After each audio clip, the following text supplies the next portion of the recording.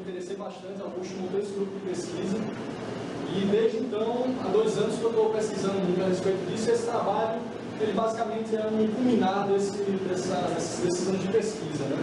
Que o Davi participou também, o Mauro.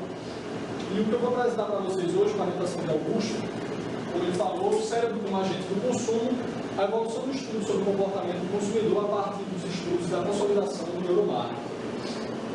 Para começar a falar para vocês, explicando basicamente qual é o objetivo desse trabalho, ele tem como objetivo principal, na verdade, é mostrar a relação que existe entre a neurociência e o comportamento. Como a neurociência é determinada, como é que a neurociência interfere no comportamento do consumidor e como é que...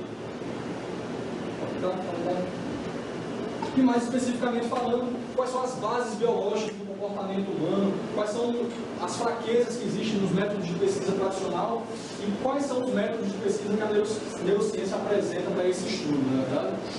A metodologia utilizada, como esse é um tema que tem pouca pesquisa ainda, pouca forma de a gente trabalhar, foi pesquisa bibliográfica, através de dados secundários, ou pesquisa exploratória, né?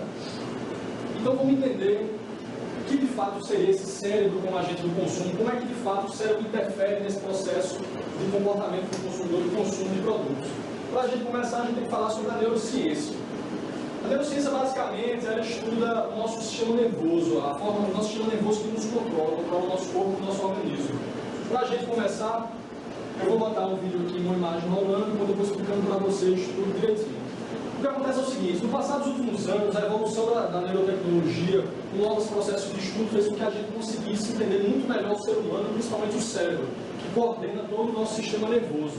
Com novas técnicas de imaginamento cerebral, foi capaz agora de a gente ter uma noção muito melhor de não só como funciona, mas como é formado o nosso cérebro e como ocorrem as funções neurais dentro dele. O nosso cérebro, basicamente, ele é uma estrutura que tem várias partes que trabalham em conjunto, né? Ele controla o nosso sistema nervoso. O nosso sistema nervoso é formado pelo cérebro, pela medula espinhal e o nosso sistema nervoso periférico, que são os nervos, que carregam informações geradas pelo nosso cérebro em todo o nosso corpo humano, né?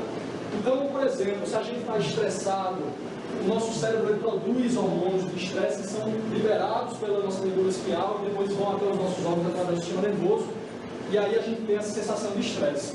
Então, tudo isso ocorre dessa forma, com o cérebro, medula espinhal e os nervos atuando em conjunto. Esse é todo o nosso sistema nervoso, né?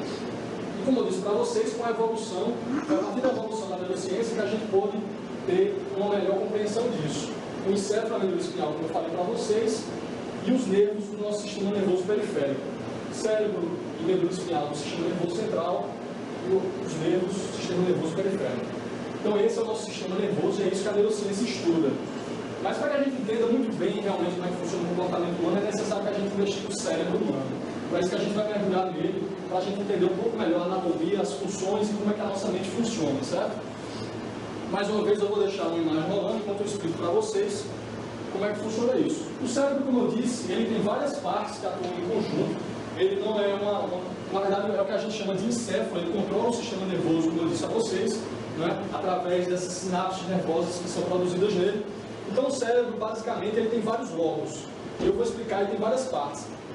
Digamos que o cérebro nosso ele evoluiu ao longo dos anos. A gente tem áreas que foram herdadas, que funcionam como se fossem estruturas. A primeira delas é a medula, o tronco encefálico, certo? Que é a nossa parte do encéfalo mais primitivo, herdada dos répteis, controla os nossos instintos, controla a nossa busca pela sobrevivência, pela reprodução. Ele produz, por exemplo, a dopamina, que é liberada por todo o cérebro. Então, o encéfalo ele basicamente cuida da parte mais primária, digamos assim, do ser humano, da existência humana. A segunda camada é o cerebelo, que está logo em seguida, aqui de amarelo, certo? É a segunda parte mais antiga, digamos que é um pequeno cérebro, a estrutura do cerebelo, é um cérebro mais antigo, controla movimentos.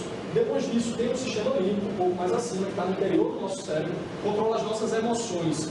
Principal, digamos assim, um dos principais pontos do sistema límbico, a nossa amígdala, é esse pontinho aqui, que ele basicamente faz ele intercala o sistema límbico com o restante do nosso cérebro, que vocês vão ver daqui a pouco também. Então, mais uma vez, quando o nosso tronco encefálico, quando a nossa medula espinhal leva as informações para o cérebro, passa pelo tronco encefálico, pelo sistema límbico, até chegar ao córtex. O córtex é essa parte toda retorcida que está no topo da nossa cabeça, certo? Ela é assim retorcida porque há muitas células lá dentro, então ela precisa ser retorcida para caber num espaço pequeno na nossa caixa craniana, e é a nossa parte mais evoluída, digamos assim.